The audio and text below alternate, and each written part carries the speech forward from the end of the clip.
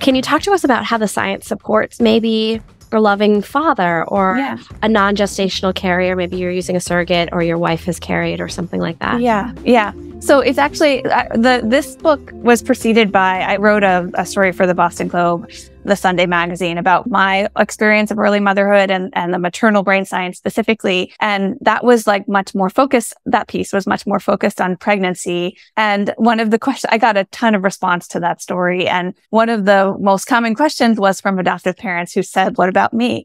What does the science say about us? And it's such an important thing. Yeah.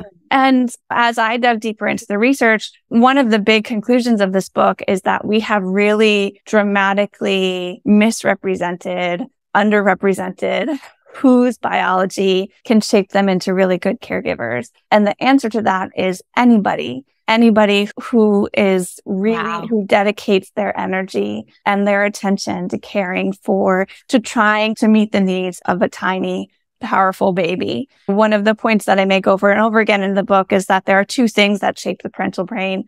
One is hormones and the other is experience. We talk a lot about hormones associated with pregnancy. And the reality is that babies are such powerful stimuli for the brain that really anyone who is engaged in caring for them, who's really committed to that work, also experiences hormonal changes. And that those hormones really are priming the brain to then be more plastic or more moldable. And it is ultimately like the experience of trying over and over again to read a baby's social cues and to try to meet their needs, even though, they are these vulnerable, nonverbal creatures. They are these incredibly powerful stimuli for the brain. And that work, that like intense learning of figuring out how to connect with them, how to understand their emotional states, and then respond to them. And then over time to be flexible as their needs change. That is just this incredible learning experience, developmental experience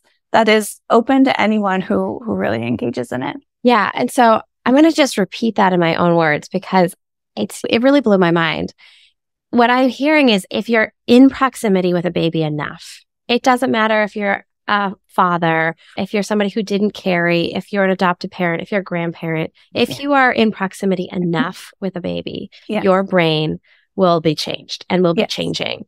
And that's amazing. I think when we say it so simply like a pie in the sky idea, but the research is bearing it out. So we know that gestational parents' brains change both in the kind of activity that's happening in their brain and also in the actual structure, the volume across brain regions changes.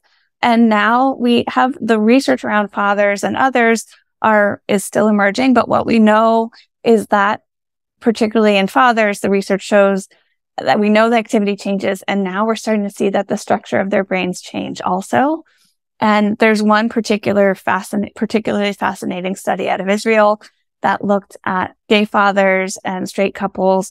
And it's complicated, nuanced findings, but basically across all couples, the more time that a father spent in direct care, being responsible for the caregiving duties of their child, the more dramatic the change was in their brains.